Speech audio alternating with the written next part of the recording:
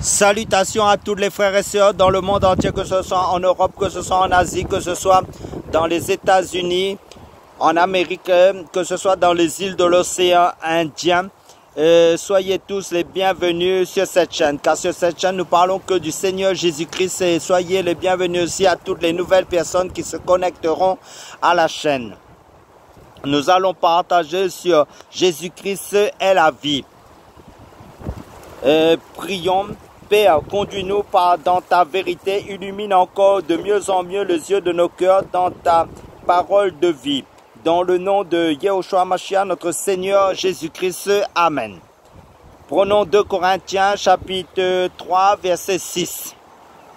Nous lisons, qui nous a aussi rendus capables d'être serviteurs de la nouvelle alliance.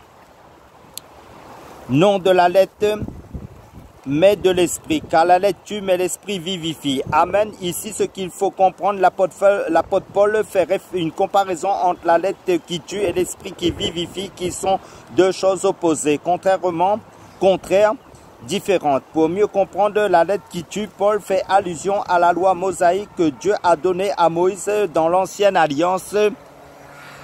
Cette loi mosaïque n'a jamais, en fait, amené par elle-même personne à la vie, au contraire à la malédiction, à la mort, que nous développerons dans notre message, tandis que l'esprit qui vivifie, c'est-à-dire l'esprit qui donne la vie, nous fait allusion à Jésus-Christ qui est la vie.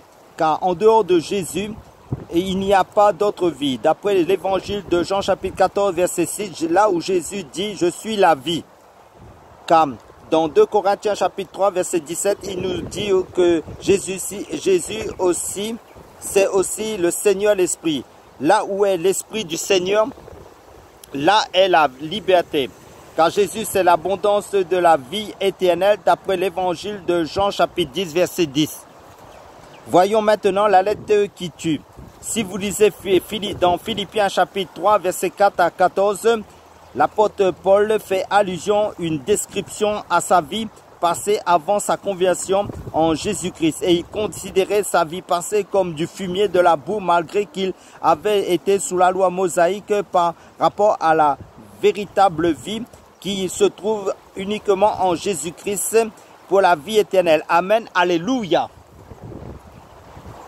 Parce que pour les lecteurs de la Bible que nous sommes, il est bien stipulé dans le livre de Galates chapitre 3 versets 21 à 27 que la loi de Moïse était comme un pédagogue, c'est-à-dire un guide, un enseignant pour nous conduire à Jésus-Christ, c'est-à-dire à l'esprit qui vivifie, qui donne la vie.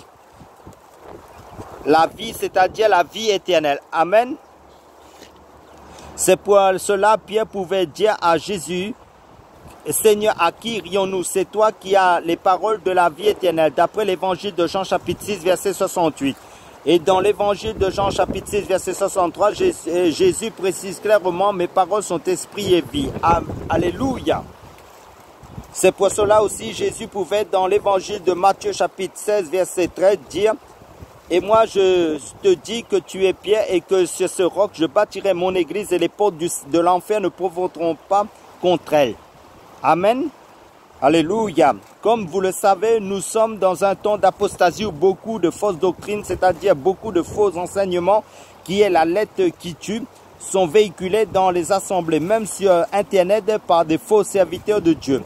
C'est pourquoi Dieu dit à travers l'apôtre Paul dans 2 Corinthiens chapitre 11 versets 13 à 15, car de tels hommes sont de faux apôtres, des ouvriers trompeurs, qui se déguisent en apôtres de Christ, et cela n'est pas étonnant car Satan lui-même se déguise en nom de lumière. Ce n'est donc pas un grand sujet d'étonnement si ces serviteurs aussi se déguisent en serviteurs de justice, mais leur fin sera conforme à leurs œuvres.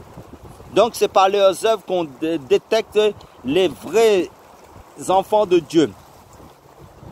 Rappelez-vous, si vous lisez, parce que ceux qui sont du Seigneur font la volonté du Seigneur. Parce que beaucoup viendront vers le Seigneur à la fin.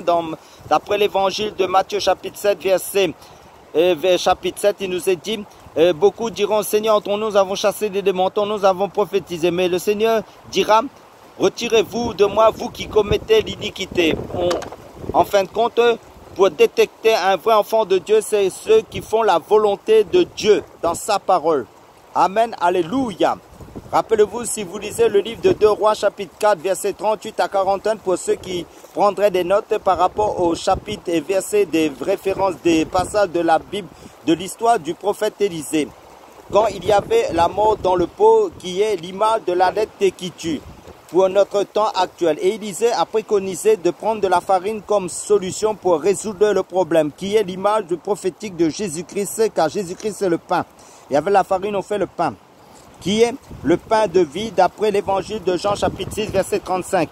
Et parce que avec la farine, comme je l'ai dit, on fait du pain. Alléluia. Merci Père pour ta révélation en ton Fils Jésus-Christ qui est notre pain de vie. Car l'homme ne vivra pas de pain seulement physique, mais de toute parole qui sort de la bouche de Dieu. Le pain spirituel qui est Jésus-Christ, qui est la vie éternelle. Le Seigneur Jésus-Christ travaille par son esprit dans ses enfants. Amen, alléluia. Oh Seigneur, ta parole est bonne. Sois glorifié, Papa d'amour, dans le nom de Jésus-Christ. Nous allons quelque part avec le Seigneur. Nous allons comprendre quelque chose par la grâce du Seigneur Jésus-Christ. Prenons le rouleau du livre de 1 Corinthiens, chapitre 3, versets 10 à 15. Vous avez trouvé, nous faisons la lecture à partir du verset 10. Selon la grâce de Dieu qui m'a été donnée, j'ai posé le fondement comme un sage architecte et un autre bâtit dessus. Mais que chacun prenne garde à la manière dont il bâtit dessus, car personne ne peut poser un autre fondement que celui qui a été posé, à savoir Jésus-Christ. Si quelqu'un bâtit sur ce fondement avec de l'or, de l'argent, des pierres précieuses, du bois, du foin, du chaume, l'œuvre de chacun sera manifestée. Car le jour la fera connaître parce qu'elle sera manifestée par le feu. Et le feu éprouvera de quelle façon est l'œuvre de chacun. Si l'œuvre bâtie par quelqu'un sur le fondement demeure, il en recevra la récompense. Si l'œuvre de quelqu'un est brûlée, il en subira la perte. Mais pour lui, il sera sauvé toutefois comme par le feu. Amen, la parole est claire. Nous devons bâtir qu'avec la parole de Dieu. Pas d'autre chose. Faisons très attention à la manière dont nous apportons et recevons la parole de Dieu, car cette parole de Dieu, d'Élohim, c'est la vie éternelle pour mon frère, ma soeur. Et nous devons édifier, construire quand Yehoshua Mashiach, notre Seigneur Jésus-Christ, qui est la parole de Dieu, car la foi vient de ce qu'on entend et ce qu'on entend vient de la parole de Christ. Amen, alléluia. Et non pas avec des commandements d'hommes, avec la philosophie, avec les choses du monde qui est éphémère, passagère. De construire que dans la vérité éternelle qui est Yehoshua Mashiach. Car la parole de Dieu dans 2 Corinthiens chapitre 4 verset 5, il nous dit, nous ne nous prêchons pas nous-mêmes, c'est Jésus-Christ que nous prêchons. Nous nous disons, vos serviteurs à cause de Jésus-Christ. Amen, alléluia. Et si cette parole est le mensonge qui n'est pas de la vie, de la vérité de Jésus-Christ, c'est la mort, la lettre qui tue. Amen. Donc la prudence est de rigueur quand il s'agit de la parole de Dieu. Soyons prudents, faisons comme les chrétiens de Bérée dans les Actes des Apôtres, chapitre 17, pour toujours examiner les Écritures saintes, la Bible, si cela est conforme. Et le Seigneur Jésus-Christ disait dans l'évangile de Jean, chapitre 10, que ces brebis, c'est-à-dire les enfants de Dieu, entendent sa voix, c'est-à-dire sa parole, et ces enfants ne suivront pas les mercenaires. Parce que tous enfants de Dieu conduits par le Saint-Esprit, car c'est l'onction qui enseigne les enfants de Dieu, le Saint-Esprit. Amen. Car les enfants de Dieu qui ont reçu Jésus dans leur vie et qui ont été baptisés du Saint-Esprit entendent la voix de leur maître, Jésus-Christ. Amen. Ils reconnaissent sa parole par le Saint-Esprit pour discerner l'esprit de l'erreur et l'esprit de la vérité. Amen. Alléluia. Que le nom du Seigneur Jésus-Christ soit glorifié pour cette grâce qu'il nous a fait, pour que nous ne méritons pas. Et cela, c'est gratuit. Merci Seigneur Jésus-Christ. À toi toute la gloire. Continuons notre message. Bien-aimés, dans le Seigneur, car dans l'évangile de Luc, chapitre 6, verset 45, la parole dit, c'est de l'abondance du cœur que la bouche parle. C'est-à-dire que la parole de Dieu dit dans Galates chapitre 4 verset 6, parce que vous êtes fils, Dieu a envoyé dans nos cœurs l'esprit de son Fils, lequel crie Abba Père. C'est pour cela la première épître de Jean chapitre 5 verset 12 nous dit clairement, celui qui a le Fils a la vie. Celui qui n'a pas le Fils de Dieu n'a pas la vie. Parce que dans le livre de 2 Corinthiens chapitre 2 verset 17, il nous dit, frères et sœurs du monde entier, vous qui m'écoutez, car nous ne falsifions pas la parole de Dieu comme font plusieurs, mais nous parlons de Christ avec sincérité comme de la part de Dieu et devant Dieu. Car le plus grand message de toute la Bible de Dieu, d'Elohim, c'est la vie éternelle pour tous les hommes et les femmes. Et cette vie, c'est le message de Jésus-Christ qui se trouve en Jésus-Christ, qui est la vie éternelle. Car la Bible est christocentrique, toute la Bible est centrée en Jésus-Christ dans les différents aspects variés d'Elohim de Dieu.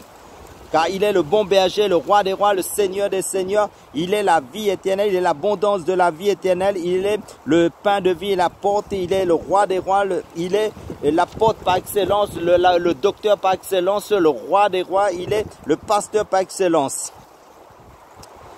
Car l'apôtre Paul, par le Saint-Esprit, nous dit dans 2 Corinthiens chapitre 4, verset 5, car nous ne nous prêchons pas nous-mêmes, mais nous prêchons Jésus-Christ. En gros, Paul nous dit qu'il nous prêche la vie divine de Dieu, c'est-à-dire la vie, le Seigneur Jésus-Christ.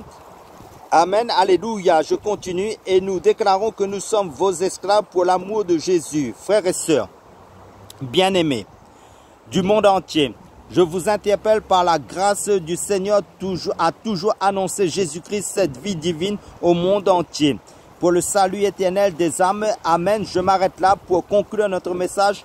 Nous plaçons ce moment, entre les mains du Seigneur. Merci Père, dans le nom de Jésus-Christ pour la vie que tu nous as donnée. Aide chacun de nous à la communiquer, la partager, cette vie éternelle de la parole de Dieu aux autres personnes par ton Saint-Esprit, pour que tu sois à l'œuvre à travers de tes enfants par ton Saint-Esprit, pour ton royaume se remplisse d'âmes, pour le salut éternel, pour t'adorer en esprit et en vérité pour l'éternité, pour ta gloire, Père.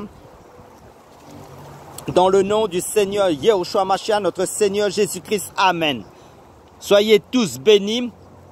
À la prochaine vidéo.